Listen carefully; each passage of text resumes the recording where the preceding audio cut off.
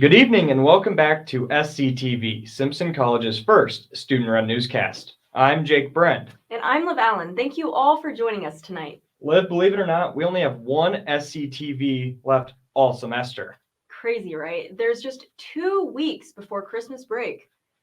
And with that, it means it's already December, and that doesn't make sense, but basketball season is well underway in non-conference play. The sixth-ranked women's basketball team sits at 5-1 and are looking to repeat as conference champions. Jake has the story on how they plan to manage expectations. Simpson women's basketball is coming off of an undefeated season where they won the American Rivers Conference Championship. The reigning champs return their 6 top leading scorers from last year, carrying over high expectations into this season. Coming in, we knew that we were going to have a target on our back because of the success we did have last season. We're going to get everybody's best shot. They're going to be pumped to play us and try and knock us off. How do the Storm combat the challenge every week? I think we just have to focus on our own game and not worry about what they're going to do and what they're going to bring, but instead play Simpson basketball. We've got to make sure mentally that we're ready for those challenges. Physically, I think we've played well this year. Mentally, I think we've been up and down, and so hopefully we'll get better at that. A unique weapon that Coach Nemeth has is the experience within the program. Kaya Rasmussen and Hattie Rhodes are both veterans in the starting lineup as seniors, to go with fifth-year senior Cameron Kincaid, and finally, reigning Conference Player of the Year, Jenna Taylor, who's back for her 6th year. This is one of the easier teams to coach because you do have so many seniors, and you only have to tell them something once and they get it, where sometimes younger teams you have to explain it a few times before they get the concept of what you're talking about. I feel pretty old. With some 18-year-olds, 19-year-old freshmen coming in, but it's awesome just to have the range of experience, I guess. I feel like the leadership is actually really good. You can see if you ever walk by, they're always in the gym putting in all the work, so it does set expectations for the younger girls as well. There's one shared goal amongst the team, getting to March. I mean, I definitely would love to win another conference title. That would be awesome, especially playing with Jenna for her last year and my last year, and showing that Simpson basketball is back and we're ready to do it again. Of course, a conference championship is an auto berth to the NCAA tournament, a place Coach Nemeth has been 11 times. Within those teams over his career, he has noticed one theme. They were teams that were very competitive and pushed each other in practice every day. I think they also were teams that I think understood the concept of team, and that if they had an off night, somebody would pick them up, but they still needed to bring the energy every night, and I think we're getting there. The 5-1 Storm continued their path to the NCAA tournament with a conference game at Co on Saturday. From Coles Fieldhouse, Jake Bren, SCTV. Simpson College earned multiple honors at the 2021 Campus Democracy Challenge Awards, including the Most Improved Voter Turnout Award. SCTV's Ethan Humble has more. The right to vote, one of the greatest civic duties in the United States, is not one that Simpson College takes lightly. Elise Sturgeon, lead Andrew Goodman Foundation ambassador, said there were certain goals her voting registration team had for the 2020 election. It was part of our strategic plan that we wanted to hit that 75% turnout rate. We wanted to get our voter registration rate above 90%. And there were different things that we did to kind of hit those goals that were part of our strategic plan. The Storm participated in the nationwide All-In-Campus Democracy Challenge and took home the Most Improved Voter Turnout Award from Simpson's rates in last year's election. I think it's a good way to help push ourselves as a team to help improving and help staying competitive with other schools, and it kind of pushes us to have a little bit of a friendly competition. I really want to beat X, Y, and Z school because oh man, we were this close to beating them this year. The foundation, including Ambassador Will Keck, strives to encourage people of all parties to cast their votes. We are completely a nonpartisan organization. I do not care one bit if you vote Democrat or Republican or a third party.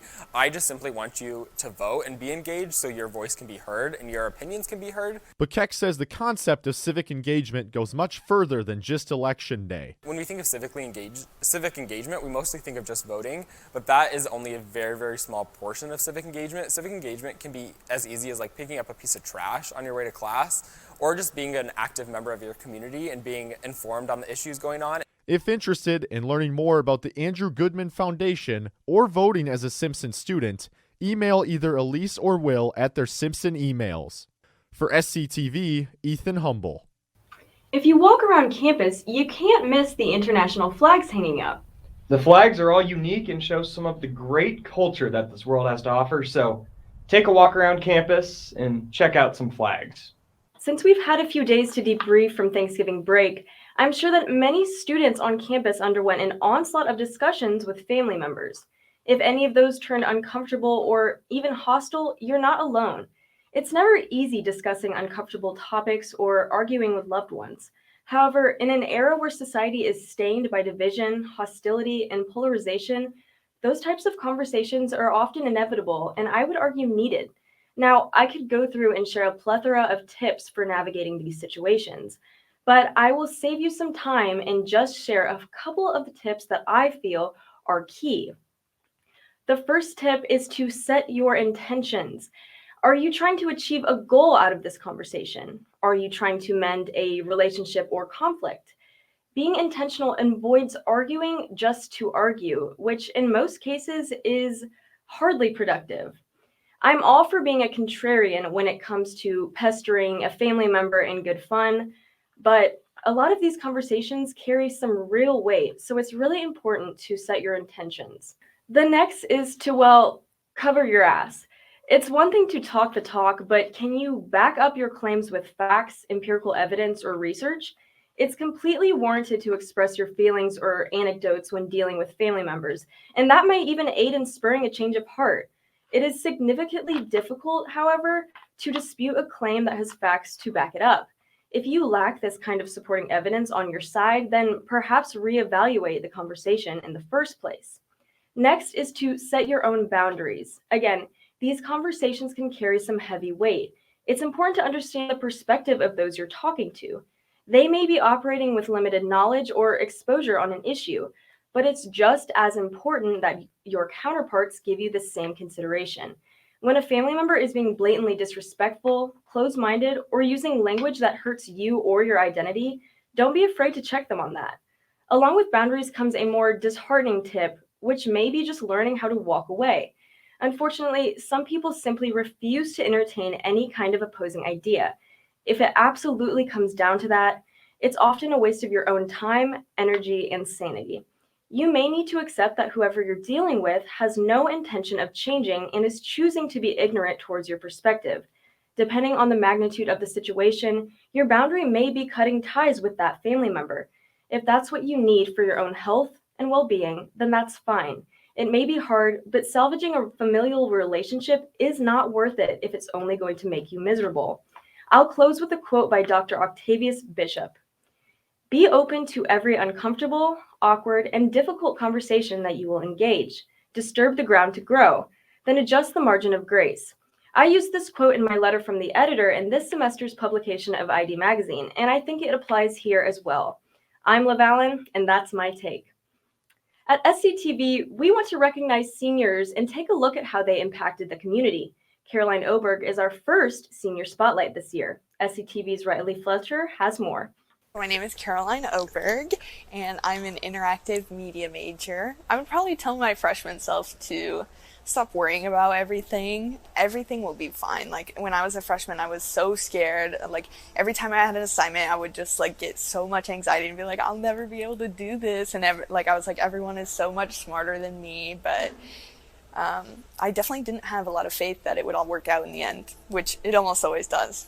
Simpson has helped me grow a lot. I've had a lot of like opportunities for personal growth here. I traveled abroad my freshman year to Paris, and that was like really life-changing for me, and it helped me really get like worldly perspective. And yeah, I just feel like this is the perfect place for like the transition from being a teen to being an adult, and I've definitely had that growth while I've been here. One of my favorite memories is from when I went to London. I visited my friend who was studying abroad there. I went to London on my Thanksgiving break, and it was so much fun. I was only there for like 4 or 5 days, but it was the best time. My plans for after graduation are kind of up in the air at the moment. Well, I've applied to a ton of places. I get like 3 or 4 rejection emails daily, so maybe I'll end up working at like Starbucks or something for a week or 2, which is totally fine. I have faith that it'll work out. The only thing that I would add as a recommendation, as a piece of advice, would be to get involved. My freshman year, I wasn't involved in anything, and it sucked. It was so hard, and it seems like it would be harder to get involved in stuff, but I don't know, somehow it makes it easier. So I joined the swim team my sophomore year, and that was really, life-changing. You definitely get to know a lot of more people when you're involved, and that sort of widens your support group and makes life easier all around. We heard from the women's basketball team earlier. Well, the men are in season 2. The Storm at home with a Thanksgiving break doubleheader. Game 1 playing Hannibal LaGrange. First half, Buck Eagleberger drives and finds Andrew Curran in the corner for 3. More from Curran in a bit. Now Chris Hans backing down in the post. Baby hook goes in. That looks nice. More from Hans later. Trent Williamson now off the miss, pokes it away, and goes back up for the easy 2. Good hustle play there from Simpson. Now check out this dish from Lincoln Swanson to Eagleberger. Fundamentally sound basketball. More hustle points. Gotta love it. 3, no good, but Skylar Hanlos is there to put it back in. So much hustle from the Storm. Love to see it. Williamson drives in, gets the score, and the foul. He had 9 points on the day, and now Curran pump fakes, somehow finds Eagleberger in the corner. Bang! Now we go to the end of the half. Storm looking to get a stop. They do. They chase down the loose ball and throw it ahead to Marcus McCray. And McCray beats the buzzer. Storm go to the locker room with the lead, and they get the win 62-60 on this play from Lincoln Swanson.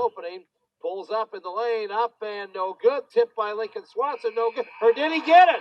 He got it. Lincoln Swanson tipped it in. Great shot, Link. And the Storm played Sunday, too, against Northland. And this one was hard fought all the way to the end. In the first half, a loose ball finds its way to Kern in the corner. He knocks it down. Now we go to Hans. Another impressive pass from a big man. Coach Bjorkgren has to love that. This time, Hans finds McCray down low with a fancy no-look. Love to see it. Now AC pulling up. Bang. He did that a lot on Sunday. A big day for the junior. And there's SCTV's Liv Allen in attendance. Williamson in the corner. Big shot. Now Hans down low. And 1. Good finish. Good move. We go back to Andrew Curran to close out the game. Drives in, gets the floater and the foul, knocks down the free throw. We're going to go back to Curran, this time facilitating. And he finds the Townie freshman, Caden Remeyer, in the corner. Bang! Now we go again to Curran, this time the hockey assist to Williamson, who finds Eagleberger in the corner. That's good. The Storm get the win, 75-74, behind 28 points from Andrew Curran. The women's team experienced their first loss since early 2020 against Wisconsin Eau Claire, but picked up a good win over La Crosse on Saturday. Last night, they demolished Superior to end a streak of games in Wisconsin. That does it for our newscast this week, but Liv, you mentioned ID Magazine in your commentary. What is that? Of course, this year I am the editor-in-chief for ID Magazine, Simpson's biannual student-run magazine publication. This semester, we're loosely following a theme of uncomfortable topics that need to be talked about, which is obviously why I felt that quote was perfect for my commentary. And that's awesome, Liv. When can we expect to read this magazine? Sure. Next week, actually, we will be tabling in Kent next Wednesday, Thursday, and Friday, and student media will be releasing promotional content for the magazine soon. So be sure to keep an eye out on our social media profiles for that. I can't wait to read it, and I'm sure our viewers can't either. Be sure to catch next week for our finals and Christmas episode, but after you read ID Magazine. Thanks, Jake. As always, we would like to thank Professor Siebert, Professor Carpinelli, and Professor Steffen for making this newscast possible. We'll see you next week, but until then, you stay classy, Simpson. And that's it. They're supposed to end. Yep.